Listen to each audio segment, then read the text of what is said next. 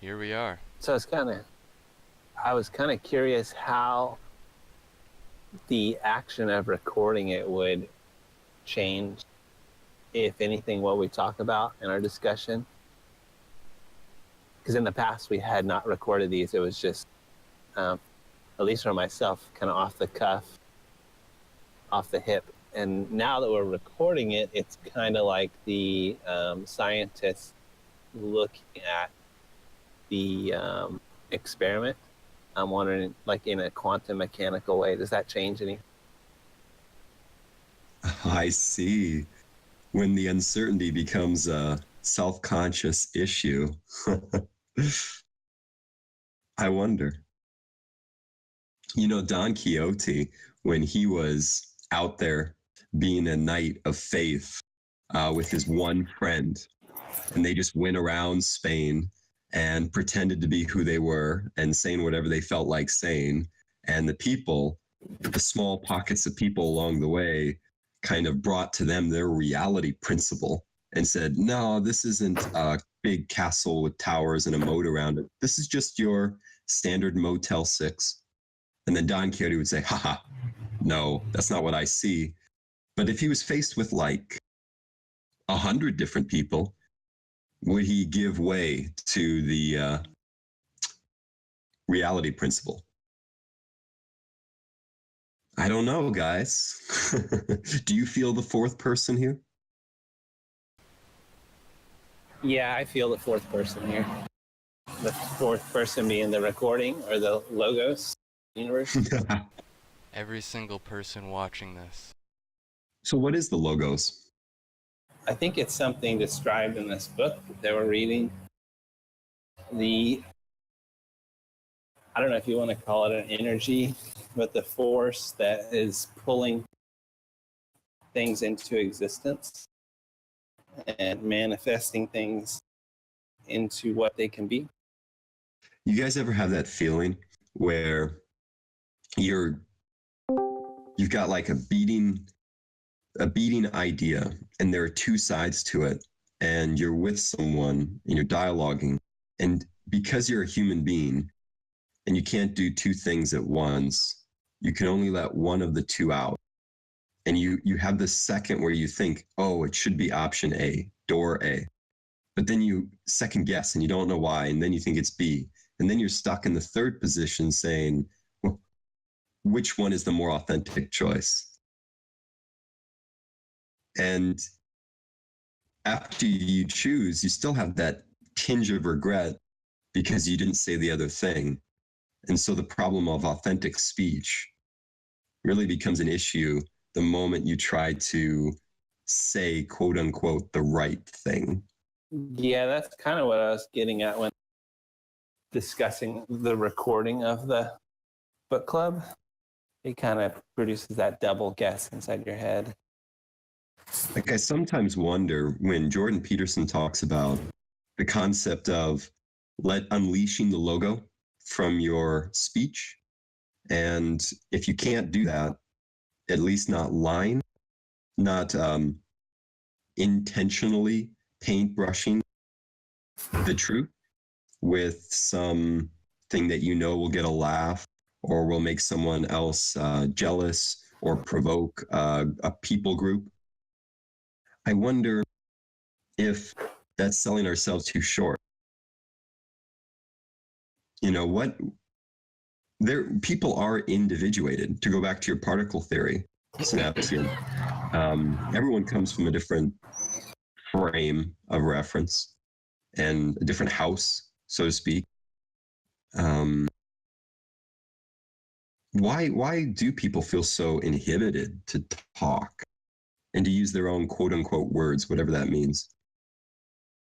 Well, even though we're kind of from our own particles, we're still connected to the overall cloth of reality, or the logos. Maybe that's what we could call the logos, the cloth of reality. Or would the logos be the entity that spins the cloth? I think what Marcus Aurelius calls it is the divine providence. He also refers to it as the fate. which I know Plato uses that same imagery. I think I it's remember. because What was that, PatMan? Yes, sir.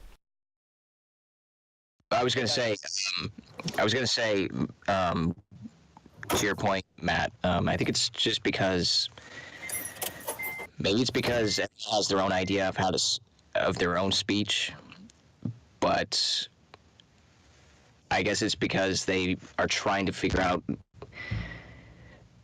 the right way to tell it. It's almost like perfectionism in a way. By the way, can everybody hear me? Yeah, I can hear you. I can. Okay, good. Thank you for joining us. So the question So is, go on. why do people feel inhibited, especially if they're being recorded? Is that the question? Or especially if other people are watching? I want to press the button on what PatMan said with reference to speech. Would you go on? Are you talking, for example, poetic forms? That is, certain types of egos or psychologies or aspirations deserve a poetic form. Narrative versus the lyric, metaphorical language versus the literal, the scientific, the measurable? Or do you mean something else when you say speech? I don't think I mean anything else other than that. Oh, okay. My apologies. I was regarding the question directly to what PatMan had said at the end before he asked if we could hear him. Well, speaking of, I wanted to actually go over what we wanted to discuss today. That's good, because in a way, that's what we were trying to figure out in light of the fact that this is a unique situation as opposed to the other book discussions, and the fact that we're being recorded. That's what Synapsian had brought up as an existential issue. Is that fair, Synapsian? Yeah, that sounds like a good explanation of what we were talking about. Now that we're recording these, we have the idea of a third party or a lens of judgment and how that affects what we would say. That's the way my wife put it. Let's drop a stone into the interpersonal and see what waves we can ride. What's the difference between walking with one person and two, and then three, and then four? Is there a critical mass of where the people start to disappear into the crowd? My favorite philosopher, Soren Kierkegaard, had a famous saying that never trust the number, because the number lies to you. When you're near a crowd, you are as far from the truth as possible. But he didn't specify or put his finger on when 2 or 3 or 4 people become a number. What number has to be with the people to make it a crowd, and therefore the non-truth? But does that imply that you can't speak the truth in a crowd? Or does it just make it more difficult to do that? For me, it implies that nothing coming from the crowd can be articulated speech. It's something else. Because let's say I'm going to a party and a bunch of people are dancing and a bunch of people are drinking. And then, as with any crowd of people at a party, 5 or 6 of those members go off into the corner and sit down on the couch and look at one another, a little buzzed, but still curious and wanting to hold forth on a conversation. Things happen, topics are raised, but then there's this like bleeding out of exhaustion, fatigue. And some people look at that and say a lot more truth, raw truth comes out. But then other people would say nothing came out. It's just sheer exhaustion. But when you have one person, I think nowadays, especially with social media, Twitter, the ability to make a website, especially novels, the monologue's privileged. oh, since it's only coming from one source, it must be articulate, chained together, saying one thing. But I don't know if that's correct either. Maybe it depends on your perspective of the group.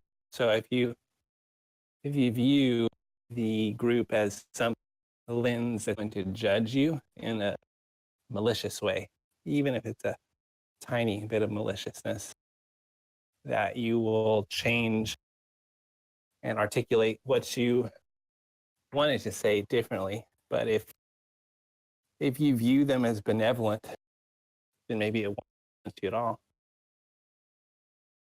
Yeah, see, that comes to the issue of how we address others. And I love that word address because one can do so much with it.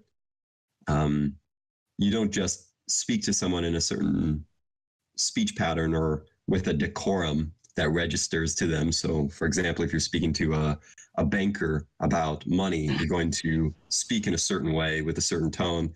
But if you speak to someone at a circus who walks the high wire, and they're up on the high wire, literally doing their job now, you're not going to scream at them from your safe position on the platform.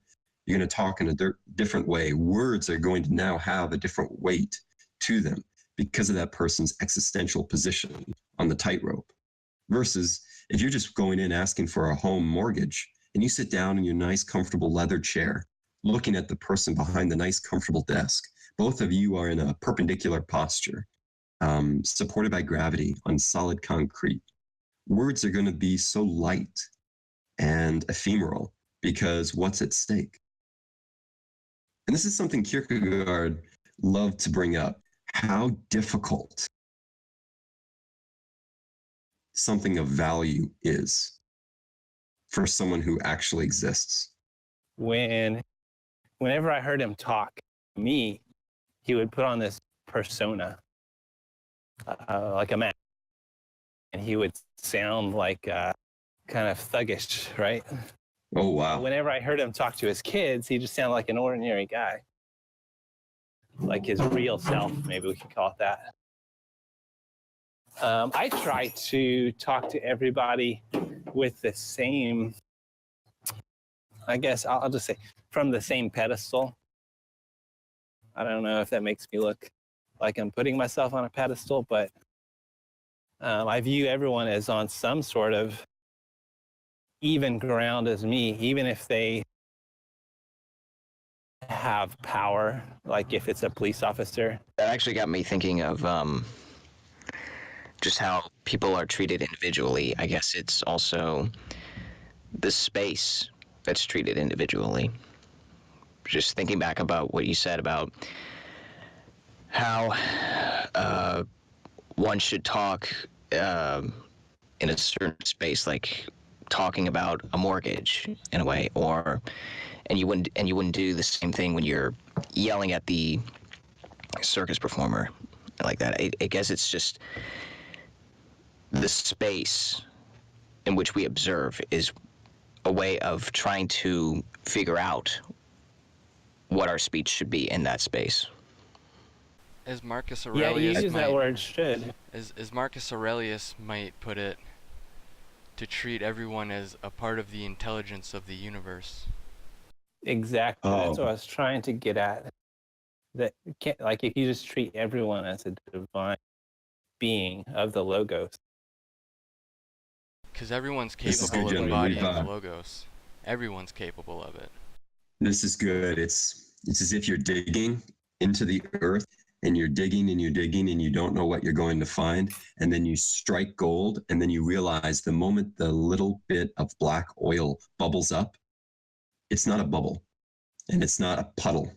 It's revealing to you the cavernous space underneath where you stand. That's what we've struck, gentlemen, with this idea of the space revealing to us the phenomenology of the situation and how that phenomenology affects and shapes our speech, and how the logo might be defined in terms of that. We just broke new ground. Let's keep going. All right. Yeah. I mean, this book we're reading, books kind of open Trying to think in here. that way. It's talking about the substance of the universe. And in other books, I think in book 5, the author, he's mentioning that the substance of the universe can either be like what the Epicureans view it as, all materialistic, atomistic, random, molecular, or But way what I like to know is, what are the restrictions, how so? if any? The restrictions on what? But the opposite side of that materialistic perspective is this idea of the divine providence, the idea of the logos that's kind of injecting reality with an, a divine meaning, I guess. I think it's really important that as we move forward, we're going to hit on our grooves, and one word's going to lead to the next. And when someone is in that groove, we have to let them shape it as they will. And then we'll find where to hook up our next thought in phrase 2. So, Synapsian, I did lose a part of what you said. You were at the stage of atoms and molecules, and you were just about to hit your stride. What were you saying? Oh, can you hear me? Yeah, but I'm just saying when a person's hitting their stride, we have to let them shape it. So, atom, molecule, and then what were you saying? So I was talking about the two different perspectives, kind of on opposite ends of how we view the world. Marcus Aurelius views it as a world being pulled into existence out of divine providence. This is kind of the idea of the three fates weaving the reality of this universe. And then that's somewhat opposite of the Epicurean view that we live in an atomistic universe. Everything's random and being pushed forward from the past, building upon itself, as opposed to being pulled into the future from fate. And I think that's a really similar conversation nowadays to the free will versus determinism debate. So free will would be the atomistic view of pushing yourself into existence, and determinism would be being pulled into a particular orientation. Yeah, something like that. I had this image as you were describing the free will and determinism with that gorgeous language of the atoms bursting out like the lava from a volcano, or coming in like so many signals from who knows where. Almost like a film noir image of someone in a trench coat, someone very hidden. And maybe it's society hiding them, or it's something else. And then they have over their head a big umbrella. All of this is monochrome, and you can't see their face because the umbrella is shading them and hiding and deflecting all these atoms, these multicolored atoms that are just barraging the structure of this person's perceived reality. And then the question becomes, how long can someone bear the load and stress of impinging reality before they finally close up the umbrella and, to use Rugmo's phrase, step into free will? Or to use PatMan's term, to step into a space authentically and take off the trench coat.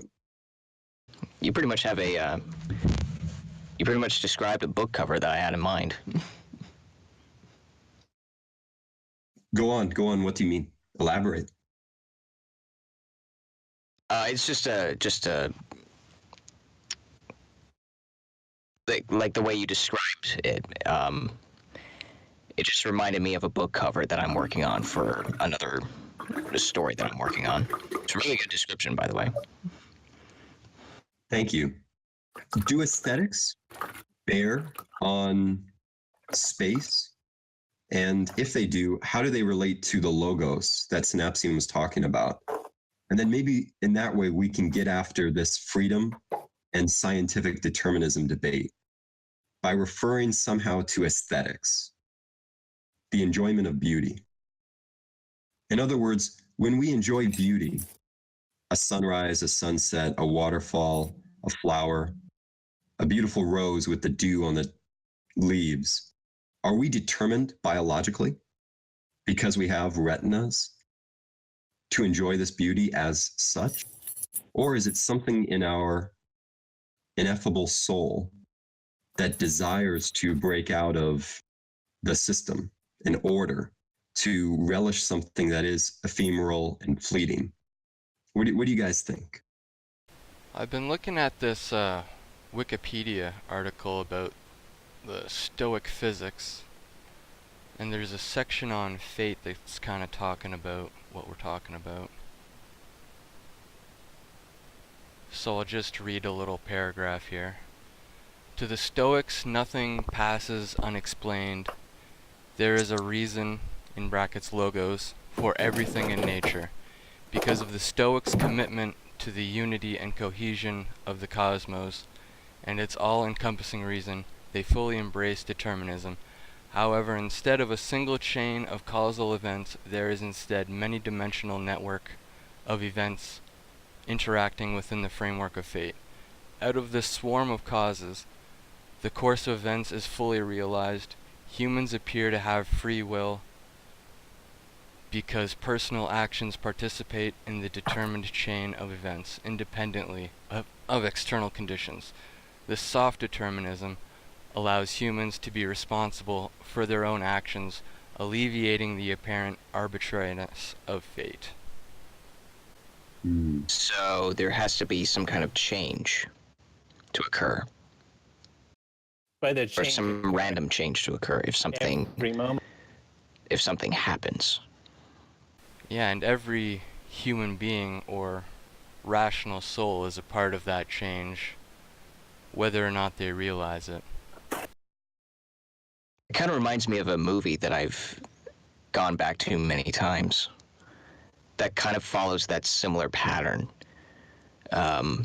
which involves how humanity responds to and destroys nature with war. Way. Have any of you seen The Thin Red Line? Are you familiar with that movie? No, I haven't. I haven't. I've heard the title, but I have not seen the movie. It's a war film, a contemporary war film with Sean Penn, Jim Caviezel, Nick Nolte, a slew of other cast members. And that movie follows the concept of what happens when we, as humans, wreck the entire Earth with violence towards nature. So, for example, in the movie, there's two characters, Welsh and Wit, played by Sean Penn and Jim Caviezel. And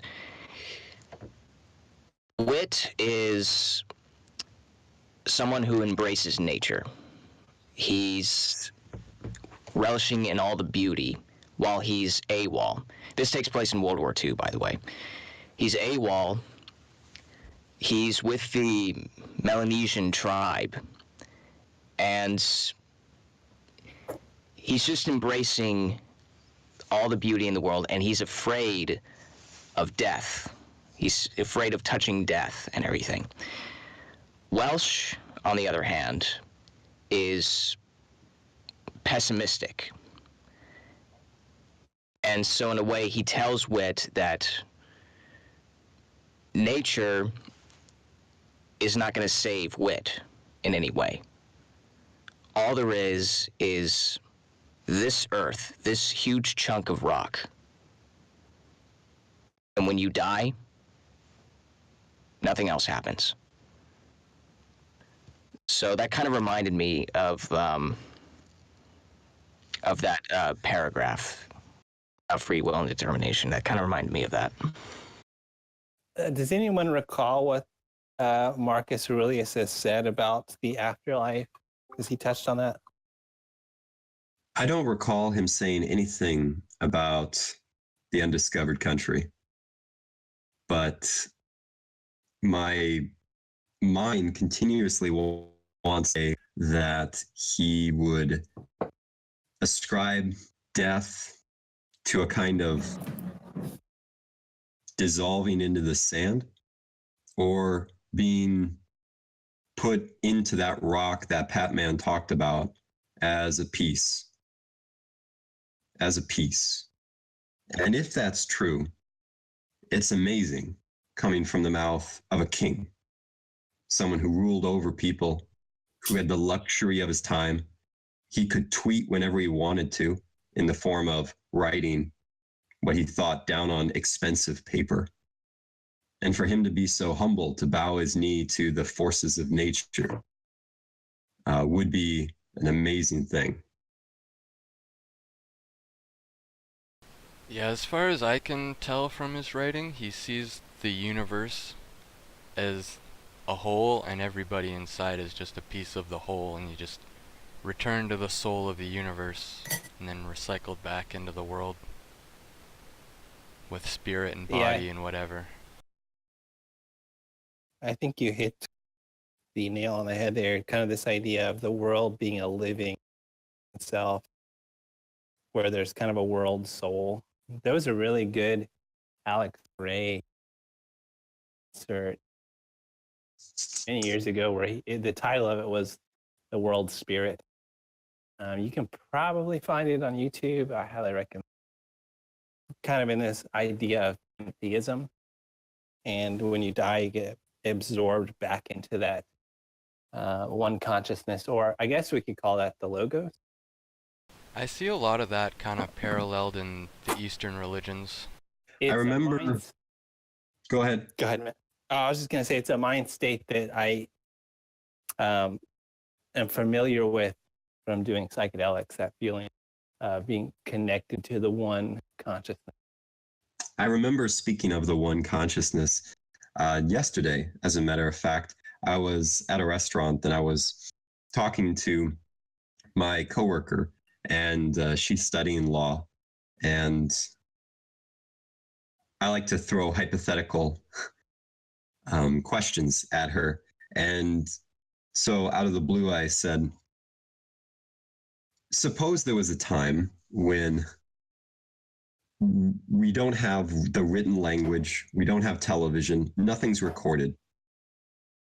And you just have small groups, small pockets of people. This is even before the idea of a tribe. There's no organization, just people in close proximity. You can imagine then, without medicine, without education, without any terms or labels, that each person, even in that small group, would be an island to themselves. They would know all the answers. They wouldn't need to ask questions. And there would be no disturbance. Then history proceeds on and unites these people, but disunites their inner clarity. So now they don't see too well. That's a problem. They got to go to someone else to operate on their eyes, but not just their physical eyes. They have to go to someone else to tell them what it means to see and to see properly. So you get the rise of counselors, the rise of therapists, the rise of shamans, and then you can chart the history of the evolution of those mental health practitioners. And then you get the need for teachers, because now we have complicated nation states and we need to make people civil in a frame. So you have education. Then we need people to go beyond that and become specialists. So you invent colleges. Well, with every incremental step away from the individual having the answers, you get more and more taken from the individual and outsourced to the community. Education, health, mental capacity is now a legal term, not necessarily a term derived from subjective or even intersubjective experience. What's next? And how long will it take before the individual on this premise is completely erased? Will there someday be, when we're really on the internet, will there someday be a form of doctor whose sole job it is to remind you and convince you that you exist? Was that the traditional role of the shaman? what the lawyer, my friend who's studying to be a lawyer, said wasn't that the traditional role of meditation, Ooh. finding yourself again? And that took me by surprise. I thought, maybe even hundreds of years ago, when the shaman was the perceived psychologist of the community, maybe that was already an issue, the status of someone's existence and what that would mean for the community and how the community could deal with the person or deal with the people, the different kinds of people. Maybe. That kind of makes me think, like, I see a lot of people looking at the past through rose-colored glasses and saying, like, oh, if we just lived like the shamans and the old people, everything would be fine. But that makes me really think that that was never good enough, and meditation and self-reflection and all of that kind of stuff, or prayer if you want to, is really where it's at. Yeah, because this idea of the shaman or even a psychedelic mushroom, toad, or whatever you want to take it as, is this external thing as compared to meditation, which is everything, the frequencies all coming from within your body. You're looking inward instead of looking outward for help from somebody else. Yeah, and those external things can help you or get you started, but it's really got to come from within if you're gonna reach any kind of self-actualization. Let's see, we have a couple other guests that have joined the voice chat. And I'm just wondering if we should just keep riffing, or if we should turn our attention specifically to the book, or another book that PatMan wanted to discuss. Does anyone have something that's burning on their heart that they want to introduce? I was kind of hoping we would talk more about creating the Bookwave YouTube channel and just some of the ideas that we can add. Because I know we've been, some of us have been, like Matt, I told you about the idea in a DM. So I don't know if you wanted to go into further detail about that or anything. At this stage, I like Rugmo's suggestion that we see what develops organically from this format and dialogue. And then as far as the narrative essay goes, we'll have to be in more personal contact and DMing back and forth about that, because that's something that requires a bit more structure and something I want to talk with higher resolution of detail about PatMan. So I think we should talk about that privately in the DM, and then let this book wave evolve from whatever we're going to discuss in this hour. Okay. We could also have a voice chat on that specific subject, separate from the literature we're talking about, if you needed to, if we wanted to. Absolutely. Sure. PatMan, is there something that you wanted to bring up about it that you'd like to introduce to the whole group? Well, just that. I think it's rather early to discuss further detail about that, and you're right. I think we should. I guess in the coming days, we can discuss it in a DM once we figure out the structure of it. And I just want to take a second to say to everybody, this is awesome. I love what Rugmo, it was either Rugmo or Synapsian, but I think it was Rugmo, who said a few weeks ago when we were doing our regular discussion on, I think, book 2 or 3 of meditations. Wow. All in this age of the internet where access is like breathing air. A guy who makes lo-fi music in LA connected all of us. A guy from Canada, a guy from Grover Beach, California, a guy from Texas, and then where everyone else is right now represented. You want to talk about the fates interweaving the cloth, synapsian, we're it right now. This is proof. And what I'm so proud of, excuse me, what I'm so proud of is we took that cue and we're building something together right now. I love how you Whatever said it's that. going to I love how be. you said that right as someone else just popped into the chat too. Indeed. Whatever we're going to build with this, it's going to be what it's going to be. But the fact that we're taking the initiative together is something to be very proud of. Keep adding a page every day. Yes. Yeah, and I think we're all manifestations of this logos. So however we want to build our own lives, we can bring that to this group. So hopefully that will be something constructive, optimistic, and in the goodwill of everyone. As far as the book meditations, where's everyone at? Because we have just gotten up to completing book 6 as of Thursday this week. I haven't touched meditations in a while, and I guess I just need a refresher on that. So what are you reading currently? Well, I started yesterday on.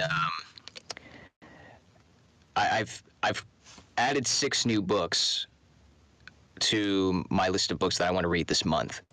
So I started reading One Small Change Can Change Your, or One Small Step Can Change Your Life, the Kaizen method.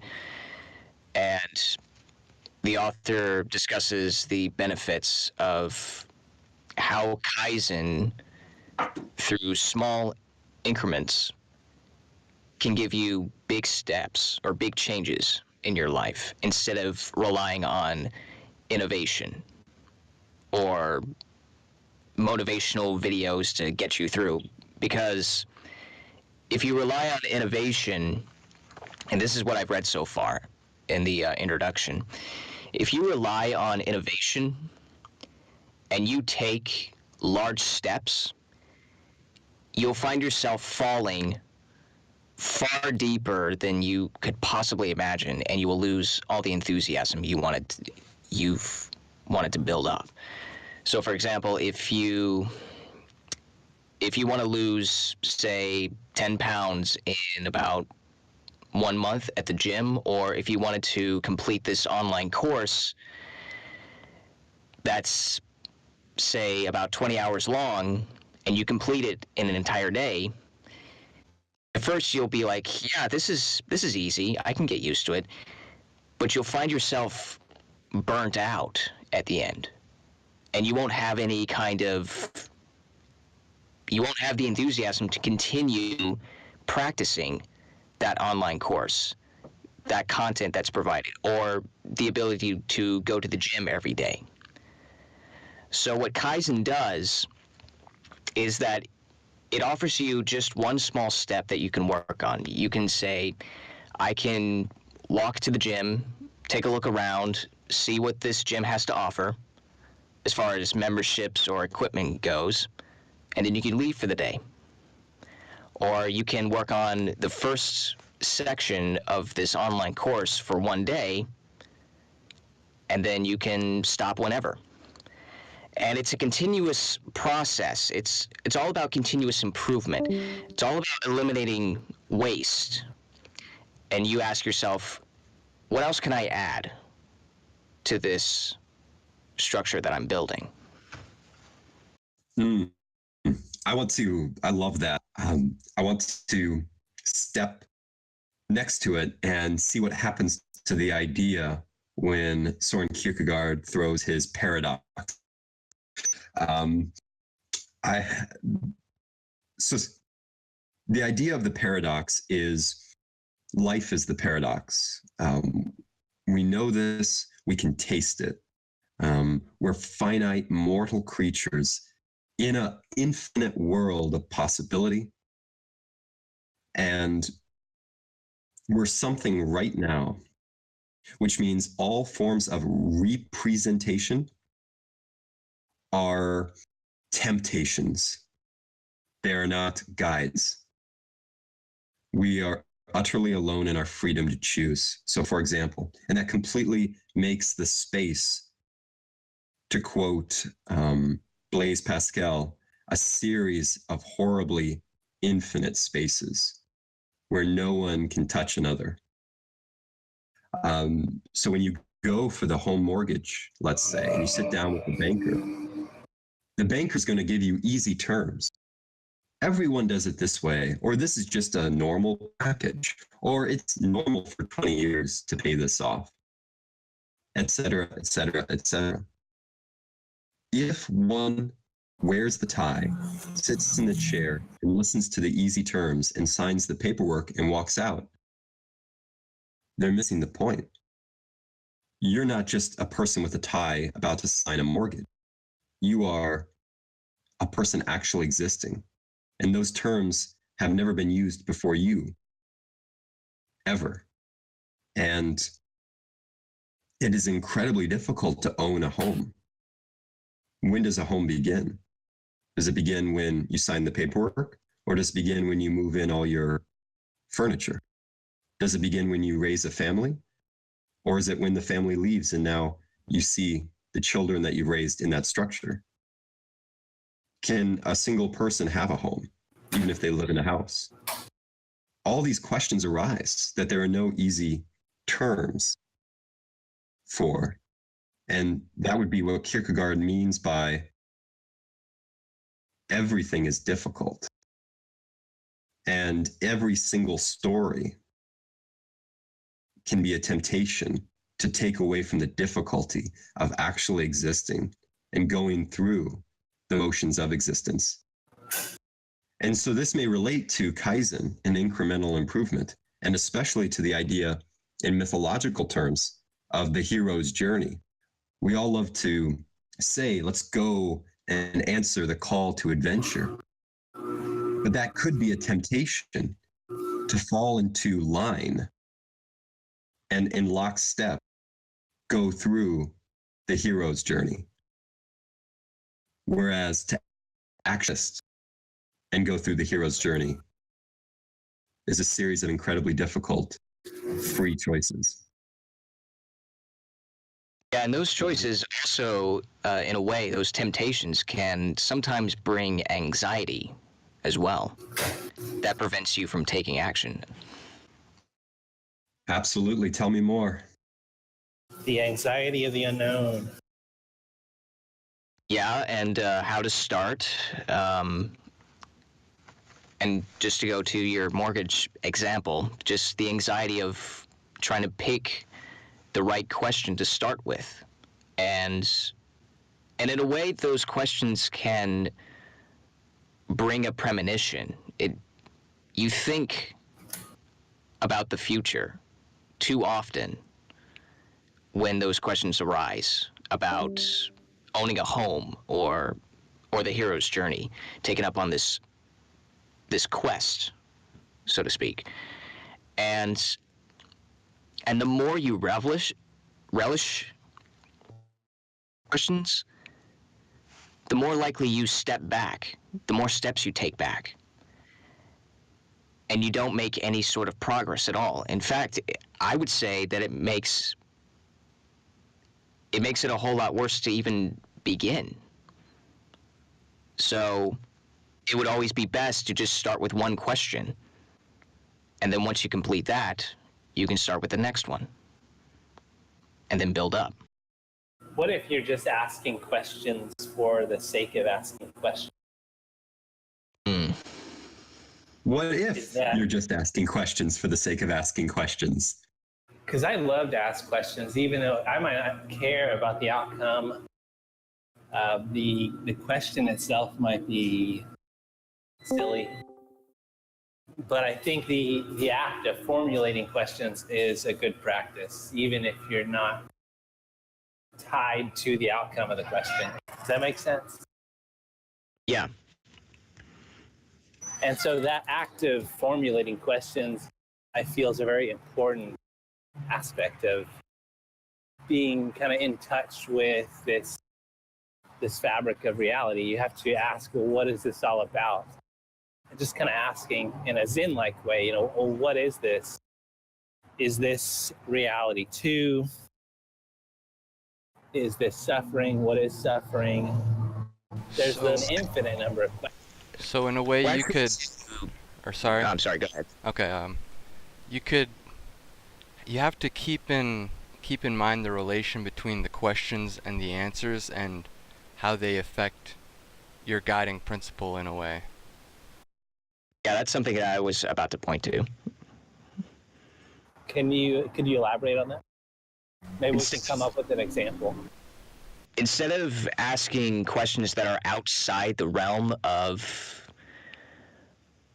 what you're looking for and focusing on what you're actually looking for, that's what I meant. Main questions instead of side questions, so to speak. I will hazard an example of what I got from that. There are professors and then there are professors. There's the academic professor who is enshrined in a university, and with that enshrinement comes the responsibility to teach students not just their philosophy, but they are charged to teach the history of philosophy. Therefore, they must indiscriminately teach Descartes next to Spinoza. They must teach Kierkegaard next to Heidegger, and so on and so forth. They cannot offer their skin in the game. Versus a philosopher outside the academic walls who is, and I put this in scare quotes, free to follow their guiding light, develop systematically and in great detail just their philosophy. And then on the foundation of their book, defend it with all the vigor and enthusiasm they can. Even name calling in the worst instance, or showing how the arguments of other philosophers, Descartes, Spinoza, Heidegger, Kierkegaard, don't add up to their achievement. These are two fundamentally opposed ways of doing philosophy, but both individuals would take up the name philosopher. The question then becomes, who is actually the philosopher? Yeah, that makes sense. And I don't know the answer because both actually exist. The one in the university is teaching from a very scientific standpoint what Descartes actually thought. He's teaching, if you want to put it in market terms, a much more valuable skill, how to read in a history, the history of philosophy. How is that not what a philosopher should be doing? Especially a modern philosopher who has to deal with globalism and the rise of the internet and interdialogue. Isn't someone who's out there on their own, being a rugged individual and coming up with their own unique spin on things, isn't that person the very archaic notion of a philosopher that we left with Nietzsche? But other people will say that is the only kind of philosopher there can ever be. The problem of existence, man. Could you, Matt, could you remind us what the big problem of existence is? I'd frame it in terms of authenticity.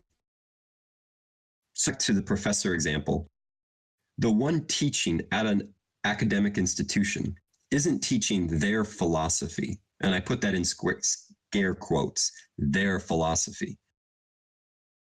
They're teaching us the history of philosophy. Now, an existential critique of that might be they're not living the authentic professorial life because they're not telling us what they really believe. They're just repeating what other people believe.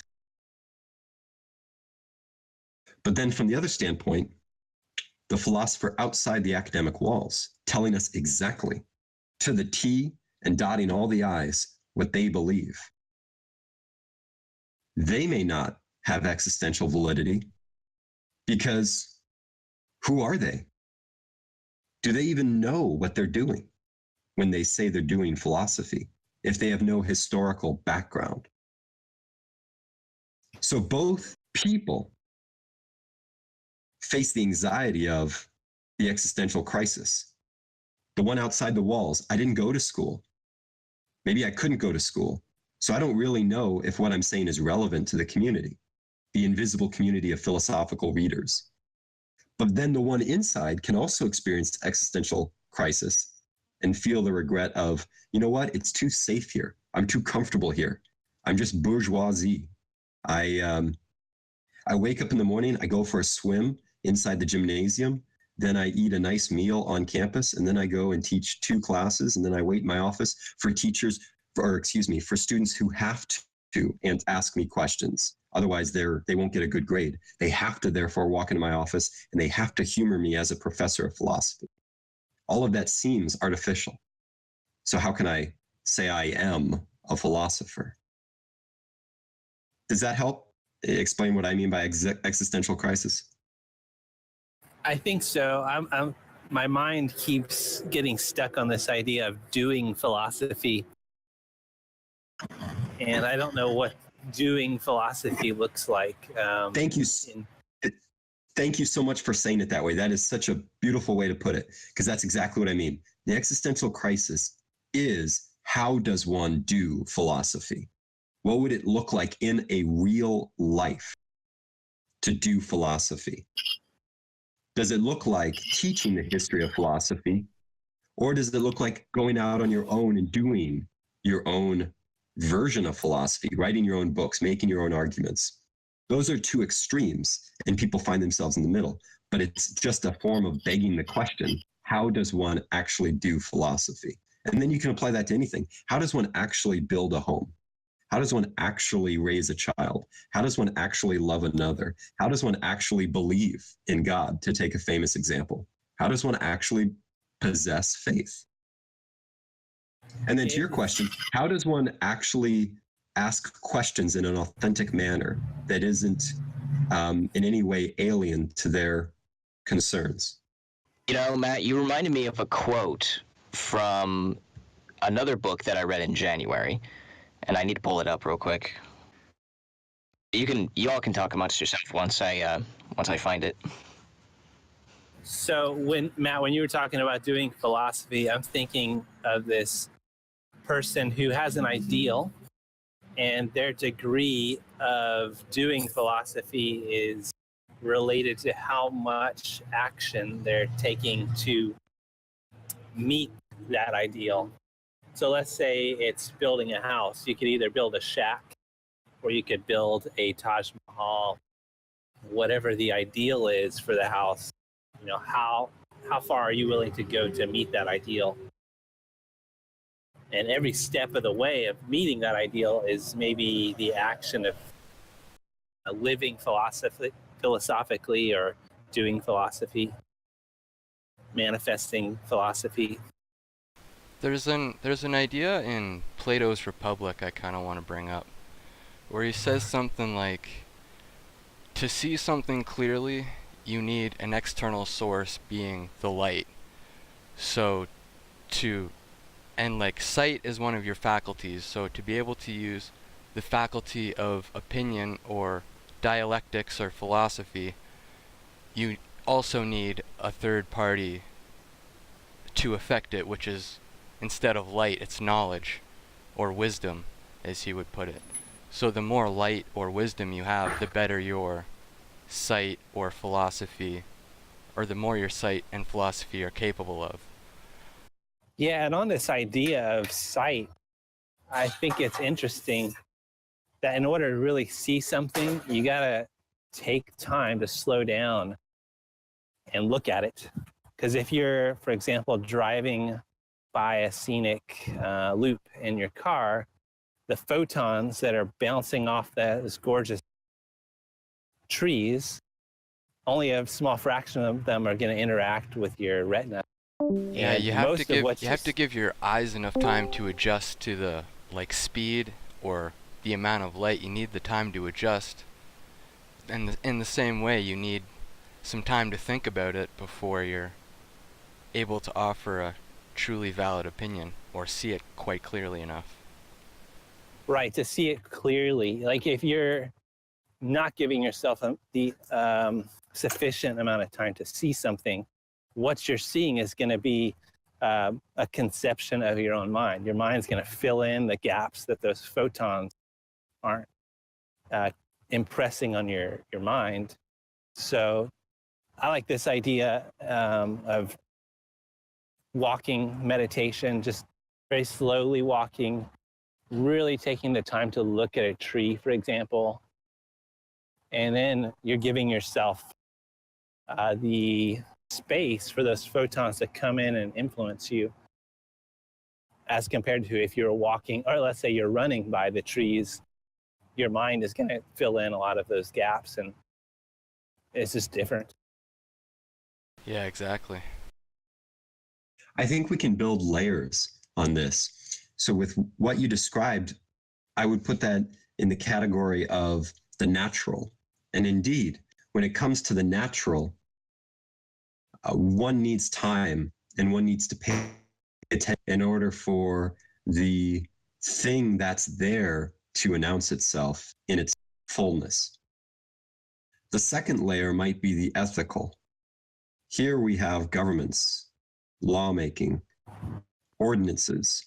This too requires time and patience because you need the precedents to be laid and to take root in society, and laws to evolve, to cater to the people. But then there's this third and final layer that has the moment, the instant in it. And indeed, no patience is required. That's the point of meaningful decision. It's not morally bounded, and it doesn't involve an interaction with the natural world. A good example of it might be, take a religious one. When Christ walked the earth, I'm not saying he was God or he wasn't, but a figure larger than life walks by a young man or a young woman fishing, doing their job, paying their ethical tax, probably taking moments to pause while the net's out there in the water and enjoy the rippling, dazzling waves against their boat, which is close to shore. And then the teacher walks by and says, unannounced, come, follow me. There is no moment to pause and deliberate and to push the boat farther out into the water and pace back and forth and weigh the pros and cons. No, it is a yes or it is a no at that very instant. And the decision of that person says everything about, I was about to say says everything about that person, but it doesn't. It says everything about the moment of existence, because that person's either going to jump out of the boat and start swimming and follow, or they're going to stay. Neither is right and neither is wrong, but you get to see what that person does. And Kierkegaard would point to that and say, those are the most meaningful decisions in our lives. And they are what really count. And people that have, quote unquote, woke up or found themselves have made a decision in that light with that stake added to it. The situation will be different. It may not even be a person. It may, in fact, be a relationship to nature.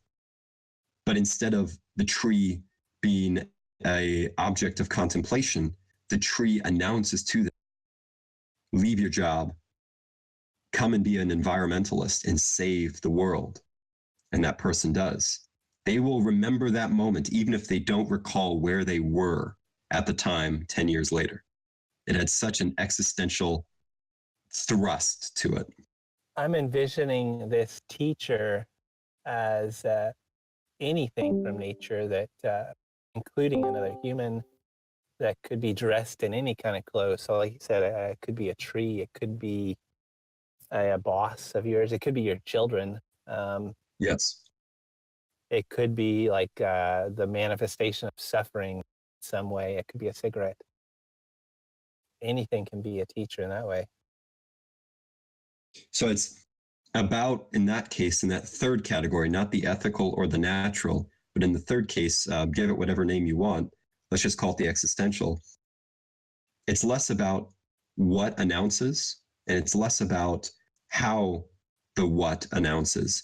It's all about how the individual responds. With their yay or their nay, it's as simple as that.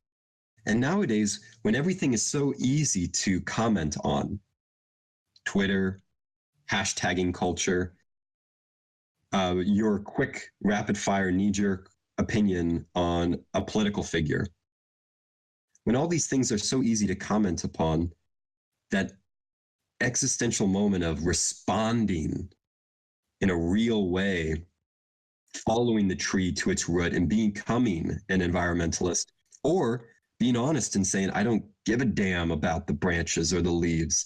I want money. Greed is good. And you go on that path.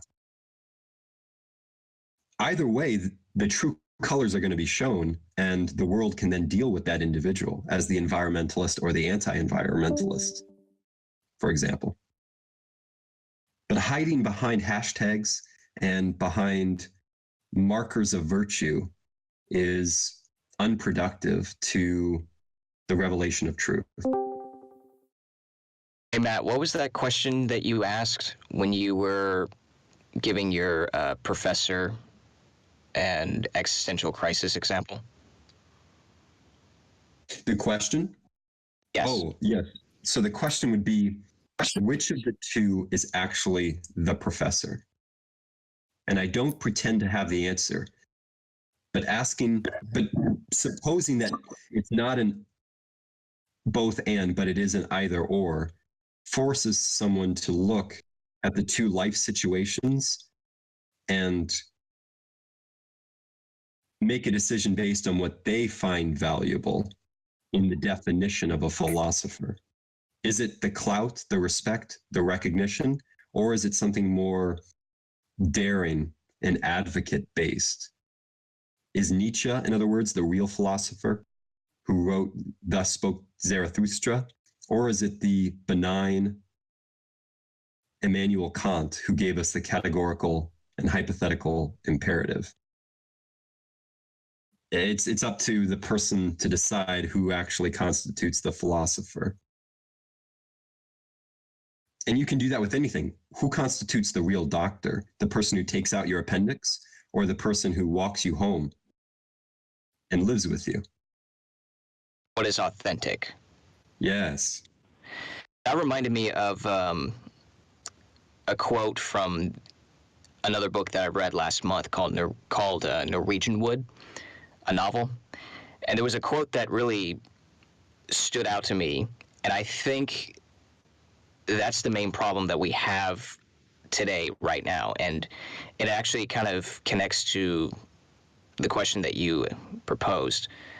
The quote is, if you only read the books that everyone else is reading, you can only think what everyone else is thinking.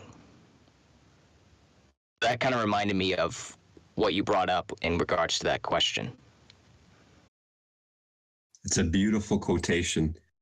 I remember saying to my buddy when I was in college, it just came to me as a thought out of the blue, man, we've been to school since kindergarten. We're 18 now. We've been in school for about 15, 12 years. Now we're in college for 4. But imagine this.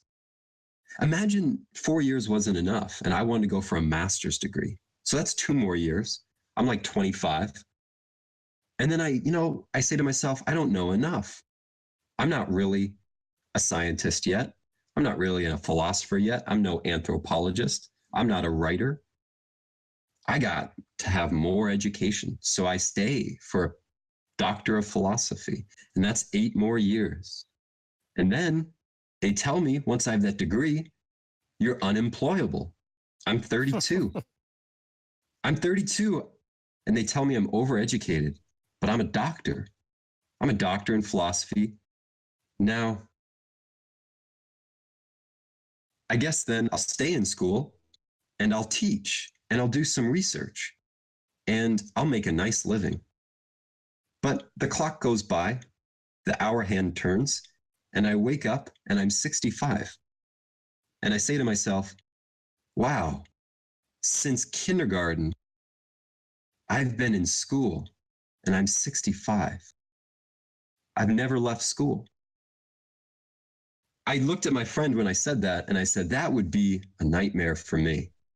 And that's the key, the preposition for me. I'm not saying it's wrong for people to devote themselves to a profession.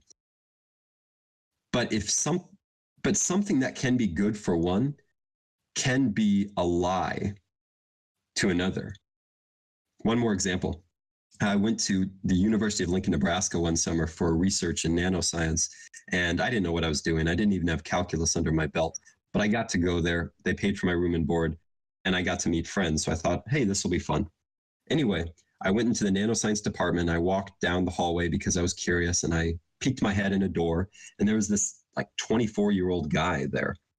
And he was pretty built, tough, good-looking guy.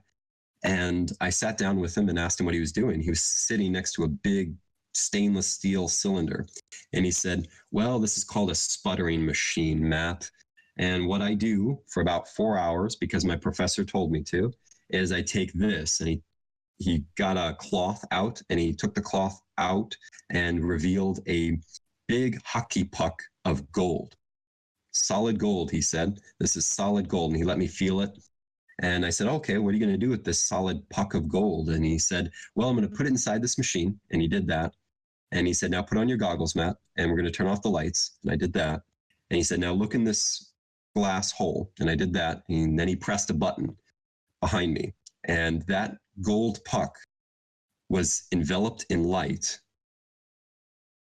And then the light went away and there was darkness. Then he turned on the light in the room. He told me to take my goggles off. He opened the door to that container.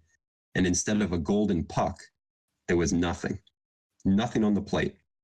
And then he said, now in the inside of this container, there is a thin film that you cannot see of gold, because we exploded that puck of precious gold so that the interior of this container would be lined to the nanoscale with gold, so we could study the gold's electromagnetic properties. And I said, oh my God, that's so exciting. Now what? He laughed at me, and then he said, well, now we're going to do it with this silver gold puck, or this silver puck. And that's what he did for 4 hours. He blew up precious minerals. And then I looked at him and I said, so why are you doing this? And I was expecting something metaphysical, aspirational. I mean, the work sucked. He was just blowing up rocks, but he probably had a good reason to do it. And he just looked at me and he said, man, I had nothing better to do. I didn't know what to do after my bachelor's degree, so I just stuck around. And now they have him blowing up. Yeah, I just stuck around. So now they have me blowing up gold and silver. That's a true story. And it never left me. I feel it to this day. That's an existential crisis, if there ever was one. The reality is, if he didn't blow up that gold, they wouldn't get funds for the next year to blow up additional gold. It's darkly comical in a way. Well, so we've gone an hour, and this Saturday's meeting kind of reminded me of our first Thursday meeting. What do you guys feel like doing as far as we typically meet for an hour? Just like different ideas that we would like to offer, or Well, so we've gone an hour, and I'm going to have to be going pretty soon. So I was just curious, are you guys going to continue the dialogue? I have to go ahead, Rugmo. Let's close it off soon, but I just wanted to talk a couple minutes about this one book that I finished reading called Here There Be Dragons. It's like just a kid's fantasy book or whatever, but it's got some good ideas attached to it. I enjoyed reading it. And it's got a lot of like ideas about religion and prayer just nestled in wherever you can find it. And there's one part where they're on a ship and they're looking at different constellations for navigation. The passage starts here. "What is that one?" asked John, pointing to the west, the bright grouping shaped rather like a tree. "Astrius," Avon called out, "god of the four winds and friends to sailors. Say a little prayer when you look at him so he will give us what we need to keep our course." "A little prayer," said Jack, "to a constellation?" "No, to what it represents," said Avon. "But I don't believe in what it represents," said Jack. "Prayers aren't for the deities," said Avon. "They're for you to recommit yourself to what you believe." "Can't you do that without praying to a dead Greek god?" "Sure," said Avon, "but how often would you do that if not in prayer?" And that just really stuck out for me. Why is I that? like it. It's just like, I've never been a super religious guy myself, but like prayer and meditation I find to be really important. And that's a lot So of you what would Akira The Don says too. Like, you don't need a deity to prayer and self-reflect and to recommit yourself. But not very many so people are gonna actually reach that point without finding a prayer or a deity. to me it seems that the thing that is important is ritual, not prayer per se, but having a ritual that recommits you to a certain purpose. Yeah, that's another way you So could put it for sure.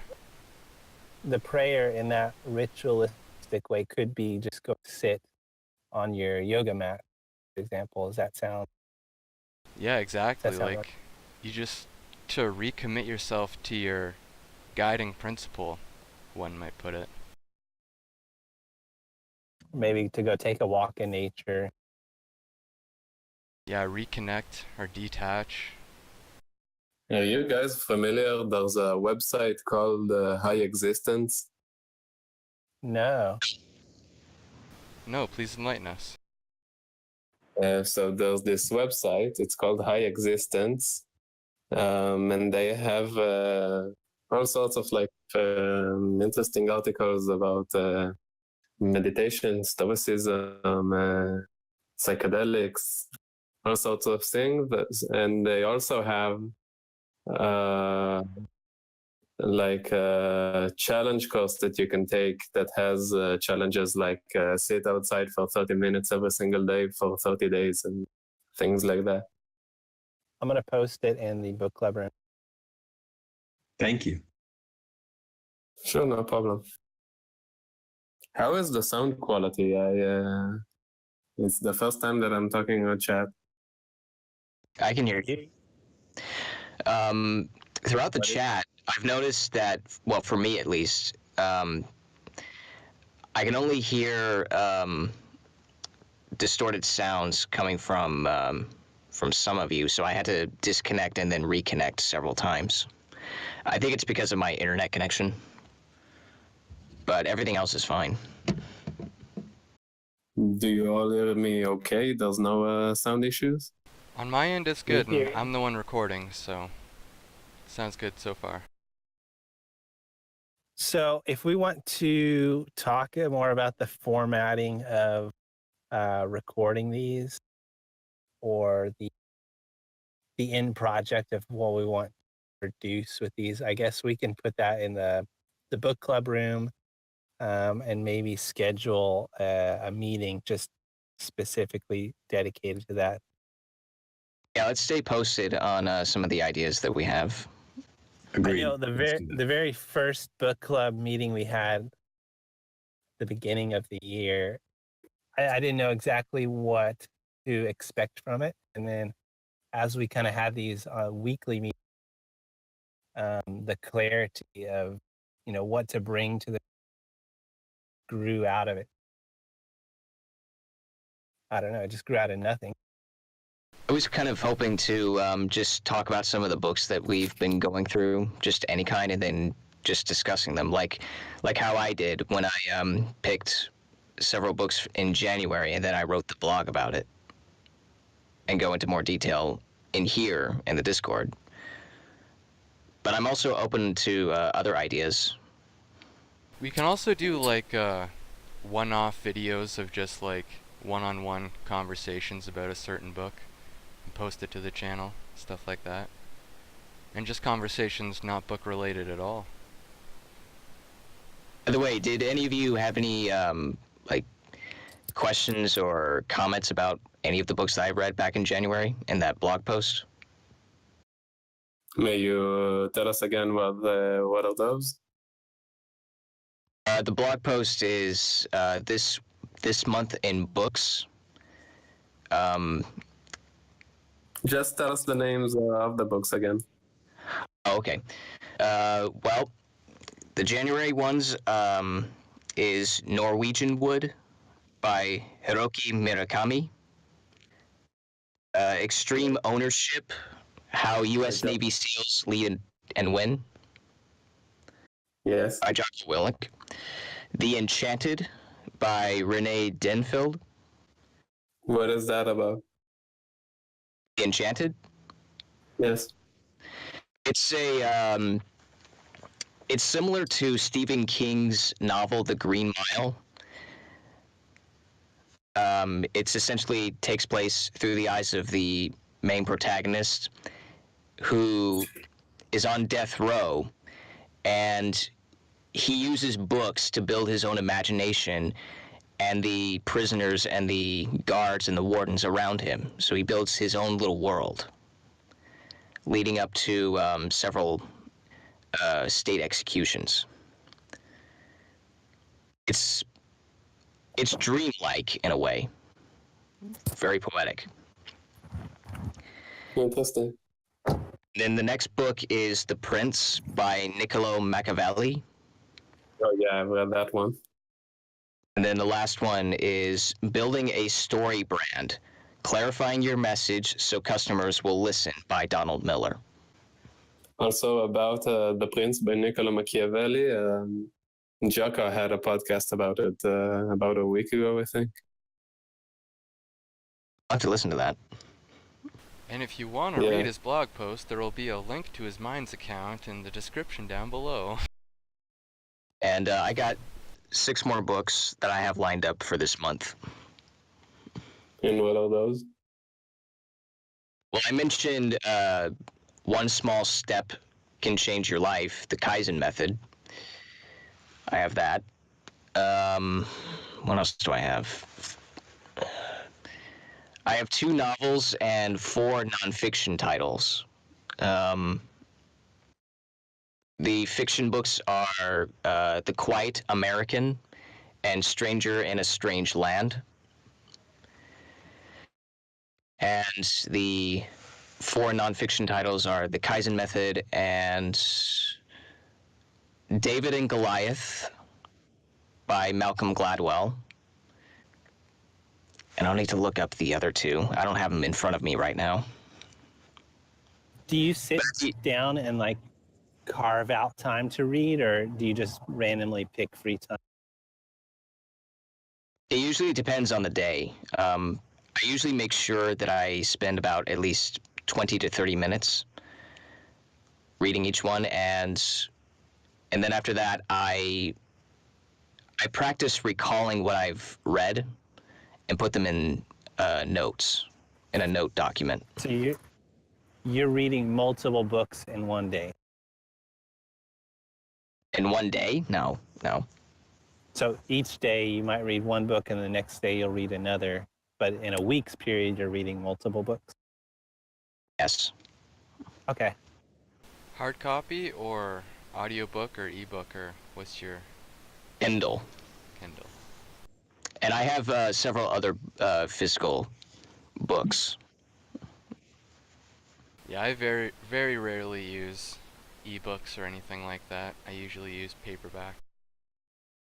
And PatMan, what are you discovering as you synthesize these books in the notes? synthesize in the notes? Oh, I let the final syllable drop. As you synthesize what you recall from the books you read, are you finding any patterns emerge? Are you defining the goal or outcome of this broad reading? Yeah, the goal is pretty easy to follow, especially for nonfiction. In novels, to me, it's very immersive because I always pay attention to the theme, the plot, and the overall writing style of the author. That's what I pay attention to the most. And for nonfiction, whenever I write down the notes, I try to write down what the author has said, and then I try to apply it in my own words. And if possible, try to experiment with it. Fascinating. Fascinating. That's beautiful, actually. Well, all right, What is gentlemen, it? I'm going to leave. This was lovely. You have an excellent day. Yeah, I think it's Well, about thank time you. we wrap this up, lads. May the force be with you. Thank you, Rugmo. You too. Talk to y'all soon. Bye-bye. Also, check out Matt's YouTube channel, too. It'll be in the description. Yes, thank you. One love.